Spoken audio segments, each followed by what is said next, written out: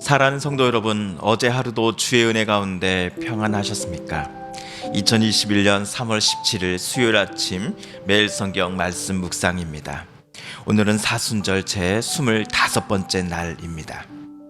다 같이 사도신경으로 신앙 고백하며 오늘 말씀 묵상 시간 함께 시작하겠습니다.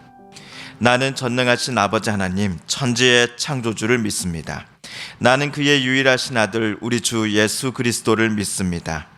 그는 성령으로 잉태되어 동정녀 마리아에게서 나시고 본디오 빌라도에게 고난을 받아 십자가에 못 박혀 죽으시고 장사된 지 사흘 만에 죽은 자 가운데서 다시 살아나셨으며 하늘에 오르시어 전능하신 아버지 하나님 우편에 앉아 계시다가 거기로부터 살아있는 자와 죽은 자를 심판하러 오십니다. 나는 성령을 믿으며 거룩한 공교회와 성도의 교제와 죄를 용서받는 것과 몸의 부활과 영생을 믿습니다. 아멘. 오늘 우리가 함께 읽을 기록된 하나님 말씀은 사사기 제8장 29절에서 35절까지의 말씀입니다. 사사기 8장 29절에서 35절까지의 말씀입니다. 요아스의 아들 여룹바알이 돌아가서 자기 집에 거주하였는데 기드온이 아내가 많음으로 그의 몸에서 낳은 아들이 70명이었고 세겜에 있는 그의 첩도 아들을 낳았으므로 그 이름을 아비멜렉이라 하였더라. 요아스의 아들 기드온이 나이가 많아 죽음에 아비에셀 사람의 오브라에 있는 그의 아버지 요아스의 묘실에 장사되었더라. 기드온이 이미 죽음에 이스라엘 자손이 돌아와서 바알들을 따라가 음행하였으며 또 바알브릿을 자기들의 신으로 삼고 이스라엘 자손이 주위의 모든 원수들의 손에서 자기들을 건져내신 여호와 자기들의 하나님을 기억하지 아니하며 또 여룹바알이라 하는 기드온이 이스라엘에 베푼 모든 은혜를 따라 그의 집을 후대하지도 아니하였더라. 아멘. 사사 기드온 하면 대개는 기드온과 300용사를 우리는 떠올리게 됩니다. 기드온이 사사로 하나님에 의해 본격적으로 쓰임 받기 전까지 그는 우유부단했고 용기도 없었던 겁쟁이에 불과했습니다. 몇 번씩이나 하나님께서 자기를 사사로 선택하신 것이 맞는지, 정말로 우리 이스라엘이 미디안을 이기는 것이 가능한 일인지를 확인해 보고 싶다며 하나님을 감히 몇 번씩이나 시험했던 사람이었습니다. 그럼에도 하나님께서는 기드온과 300명의 용사로 하여금 미디안과 싸울 때에 이기게 하셨습니다. 이때부터 이스라엘은 약 40년간 미디안을 오히려 지배하며 살아가게 되었습니다. 하지만 이때 기드온은 하나님을 자신의 삶에서 밀어내기를 시작하였습니다. 이스라엘의 왕은 하나님이시다라고 입으로는 말하면서도 미디안과의 싸움이 모두 끝난 이후부터 그는 왕처럼 행동하기 시작하였습니다. 어제 우리가 읽은 장면은 왕이 백성들로부터 세금을 받는 장면을 연상시킵니다. 기드온 이전의 지도자들인 모세, 여호수아 어느 누구도 적군과의 전투를 승리로 이끌었다 하여서 백성들로부터 전리품을 자기에게 제출하라고 말한 사람은 아무도 없었습니다.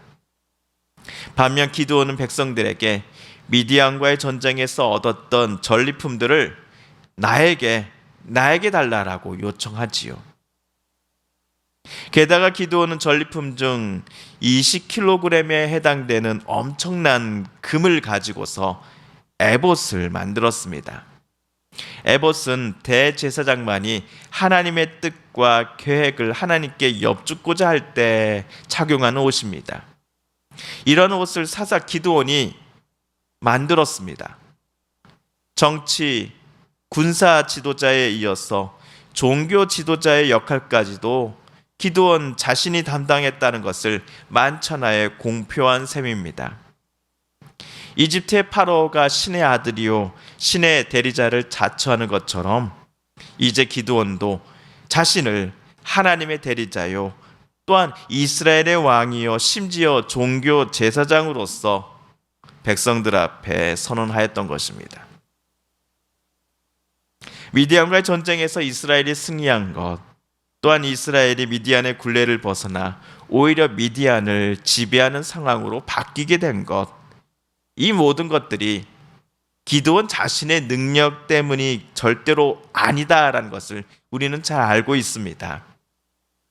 그럼에도 기드온은 자신의 힘으로 이 모든 일들을 이뤄냈다라고 생각한 듯 싶습니다. 비록 우유부단하며 겁쟁이이긴 했지만 전투에 임하기 전 그는 온전히 하나님만을 의지하였고 또한 하나님과 사람들 앞에서 겸손한 사람이었습니다. 하지만 승리의 기쁨이 너무나 컸기 때문이었을까요? 기드온은 어느 순간부터 하나님께로부터 등을 돌리고 하나님으로부터 점점점 멀어져 가고 있었습니다. 한편 오늘 29절에서 여룻바알 즉 기드온은 자기 고향집에서 거주하며 여생을 마감하였습니다. 임관식만 하지 않았을 뿐 그는 사사가 아닌 이스라엘의 왕으로서 그곳에서 살았을 것입니다. 성경은 기드온이 아내가 참으로 많았다라고 적어 놓았습니다. 왕권을 유지하는 차원에서 각 지역 유지들의 딸들과 정략 결혼을 한 것이 아닐까 싶습니다. 이렇게 해서 낳은 아들이 무려 70명이나 되었습니다. 그리고 여생을 고향 땅에서 마감한 기드온은 자기 조상 묘에 장사됩니다. 33절에 따르면 장례가 끝나자마자 이스라엘 사람들이 바알들을 따라가 음행하였고 바알브릿을 자기들의 신으로 삼기 시작하였습니다. 34절입니다. 이스라엘 자손이 주위의 모든 원수들의 손에서 자기들을 건져내신 여호와 자기들의 하나님을 기억하지 아니하며, 물론 기드온이 자기 백성으로 하여금 바알신을 섬기라고 장려한 적은 단 한 번도 없었습니다. 기드온만큼 바알과 맞서 싸운 사람은 없었습니다. 그래서 그의 별명이 바알과 싸우는 사람이다라는 의미를 지닌 여룻바알이 아닙니까? 그럼에도 기드온은 이스라엘 사람들이 하나님을 떠나는 데 있어서 어느 정도 기여를 했던 것이 사실이었습니다. 기드온이 이스라엘 사람들 사이에서 왕이 되고자 하면 할수록 이스라엘 사람들의 마음속에서 참된 왕이신 하나님의 자리는 점점 지어져만 가고 있었기 때문이었지요. 미디안과의 승리를, 또한 미디안을 지배하며 살아가고 있음에 그 영광을 온전히 하나님께만 돌리지 않고 기드온 자신에게 돌리라라고 백성에게 요청하는 순간부터 기드온 그리고 이스라엘 백성들 속에 점점 왕 되신 하나님은 무시되고 있었고 그들은 점점 멀리 하나님께로부터 등을 지고 하나님으로부터 멀리 떠나가고 있었기 때문이었습니다. 오늘 본문의 마지막 35절은 이렇게 쓰여져 있습니다. 제가 이것을 35절을 새번역 성경으로 다시 한번 읽어보겠습니다. 또 여룻바알이라고도 하는 기드온이 이스라엘에게 선을 베풀었지만 아무도 그 가족에게 은혜를 갚지 않았다.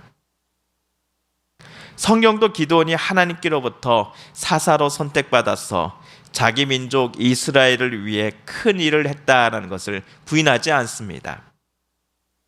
하지만 기드온이 죽고 난 후에 태어난 이스라엘의 새로운 세대들이 기드온의 집안을 후대하지 않았다라는 사실을 성경이 굳이 기록한 이유가 무엇이었을까요? 미디안과의 전투 이후 전혀 다른 사람으로 살아가기 시작하였던 기드온을 성경은 질책하고 있기 때문일 것입니다. 큰 승리를 주신 여호와 하나님, 자기들의 하나님을 기억하지 않고 스스로 왕이 되었던 기드온에 대해 성경은 비판하고 있는 것입니다. 또한 현재 기드온의 70여 명의 후손들이 누리는 풍요로움을 기드온이 죽고 난 후 태어난 새로운 이스라엘 사람들은 못마땅하게 여기고 있음을 우리는 알 수 있습니다. 기드온의 후손들이 분에 넘치는 부와 명예를 누리고 있다라고 이스라엘의 새로운 세대는 생각했기 때문일 것입니다. 아버지 기드온이 행한 업적 때문에 후손 대대로 남들을 통제하고 다스리고자 하였던 일부 기드온의 아들들의 모습을 당시 이스라엘 사회 구성원들은 못마땅하게 여겼던 것이 아닌가 싶습니다. 그런데 이 70명의 기드온의 아들들 중에 이스라엘판 왕자의 난을 일으키는 자가 오늘 31절에 소개되었습니다. 세겜에 있는 기드온의 첩이 낳아준 아들 아비멜렉입니다. 아비멜렉이 어떤 사람인지, 또한 그가 어떻게 왕자의 난을 일으켰는지에 대해서는 우리 내일부터 읽을 9장에서 좀 더 자세히 살펴보도록 하겠습니다. 사랑하는 성도 여러분, 오늘 말씀을 읽으실 때 하나님께서 저와 여러분에게 깨닫게 해주신 말씀, 또 교훈, 또 하나님의 뜻을 기억하며 이 시간 우리 함께 오늘 우리가 읽은 말씀 붙잡고 기도드리길 원합니다. 우리 성도님들과 가족들 중에 하나님의 고쳐주심과 일으켜 세워주심을 놓고 간절히 기도하는 분들이 계십니다. 한재열 권사님의 아드님 이흥준님의 회복을 위해서 기도해 주십시오. 수술 이후 통원 치료 중이신 권간남 권사님의 쾌유를 위해서 함께 기도해 주십시오. 또한 강백정 권사님, 이순애 권사님, 서기훈 권사님, 김순희 집사님, 박경옥 집사님, 오영식 집사님, 이기숙 권사님, 조춘자 권사님, 최재경 집사님의 건강과 안녕을 위해 또한 함께 기도해 주십시오. 코로나19로 신음하는 이 나라 이 땅 온 세상을 하나님 어서석히 불쌍히 여겨주시고 구원하여 주시고 치료하여 주옵소서. 코로나19와 맞서 싸우는 정부 지자체 모든 관계자들과 또 공무원분들, 특별히 의료진분들이 지치지 않도록 힘을 허락하여 주옵소서. 코로나19로 힘들어하며 아파하며 쓰러져 있는 이들이 어서 속히 나음을 얻게 하여 주시고 일으킴을 받게 하여 주시고 고침받게 하여 주옵소서. 삶에 대한 희망을 다시금 얻게 하여 주옵소서. 마지막으로 우리가 가져온 간절한 기도 제목 하나님께 아뢰며 하나님의 은혜 보좌 앞으로 더 가까이 나아가겠습니다. 함께 기도합니다.